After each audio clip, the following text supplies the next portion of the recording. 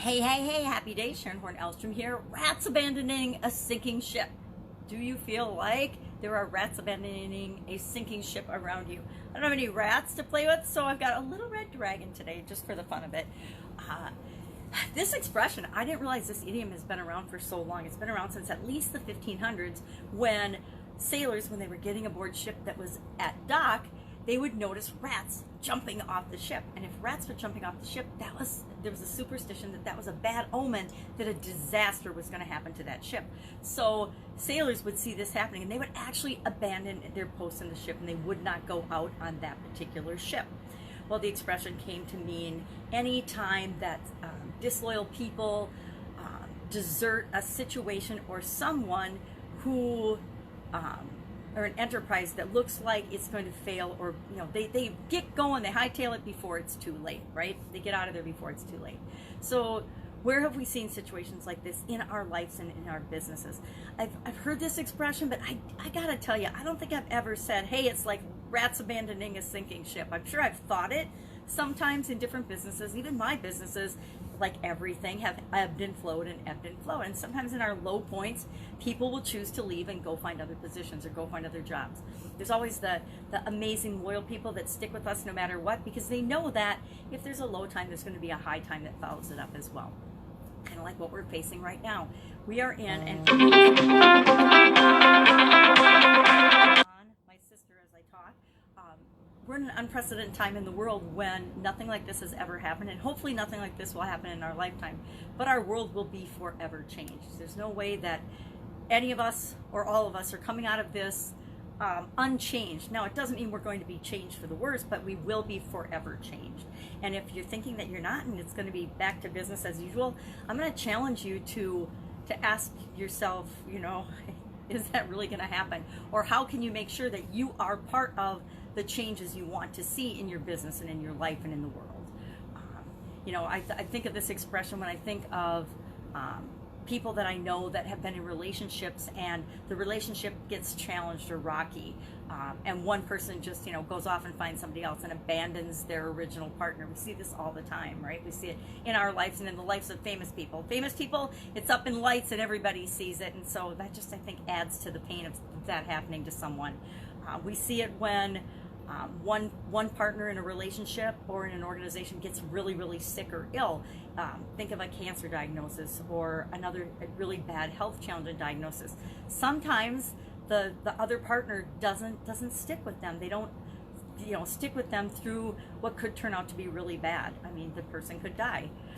We see this in political campaigns all the time, and prior to the coronavirus, we saw it a lot with people in the Democratic Party, following one candidate until that candidate dropped off, and then or right before the candidate dropped off, when they started doing bad in the polls, they would jump and abandon ship to another candidate. I mean, we saw that with a lot of Bernie followers going over to be Joe Biden supporters, and I'm only using the Democratic Party because I don't know that much about politics, and I am not a Democrat. I'm not I'm not really politically affiliated, but I'm definitely not ever going to say that I support the Democrats. And if that loses me, people, I apologize. But again, I'm not a political person. I'm not super duper political. But we do see this a lot in political arenas. We see it in businesses. We see it in sports teams. I mean, fair weather fans, fair weather friends. Fair weather friends is another example. Some people are your friend when you're popular. We see it with influencers. Somebody's rising star and famous people, and everybody's following them, and then they have some kind of a challenge, or they make a bad movie, or they say something stupid on social media these days, and then all of a sudden people abandon them, and like rats abandoning a sinking ship, they jump to someone else that they think is a rising star. Yeah, interesting, right? It's how you know who your true friends are and who the loyal people are. It's the people that stick with you, through thick and thin.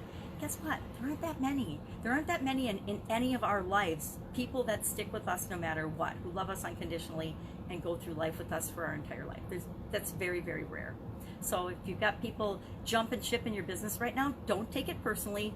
Know that it's your job as the owner of your business to fortify your ship and to make sure that you come out of this and your business comes out of this better than when you went into this, because really it is an opportunity to shore up our processes, to shore up what we're doing, to sharpen our our saw and become better at everything that we're doing in our business, and find better, ways to continually serve people, the people that we're here to serve.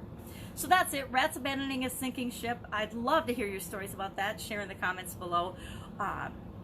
Or maybe you're feeling like your business, the company that you work for, abandoned you all, and I know my daughter and several other people have their companies just fired everybody. They were shut down, and they're shut down now for over a month. So they just let everybody go and fired everybody to let the government take care of everyone, right? And I get that with smaller businesses that don't have the resources to make it through this time period by continuing to support everyone.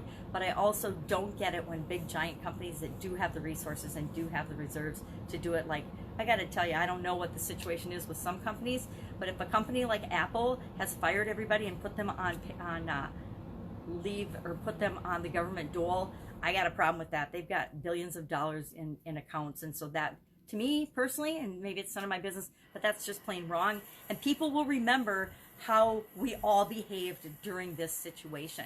People are watching whether you know it or not. They're watching what you're doing with your business and how you're responding and how you're taking care of making sure your business exists in the future, and taking care of the people and the people that have stood by you throughout this time. My daughter lost her whole staff before she was let go, and one of her employees just still came to work. She's like, I don't need to just be sitting around my house. We've been around each other this whole time. And she helped her to continue to work until, of course, she got fired too, and then it was all over. So there are situations of people really stepping up and being and showing us who they really are. So guess who's the first person that will be hired back by my daughter when they all get their jobs back? This young woman. So just know that how you're reacting and how you're responding is showing the world who you are, and make sure you're showing them who you want them to see. All right. Have an awesome day. I will, of course, be with you tomorrow with another interesting idiom. What does it mean? Where does it come from? And how can you apply it to your life and your business, even if it's up in the air and in huge turmoil right now? Take care.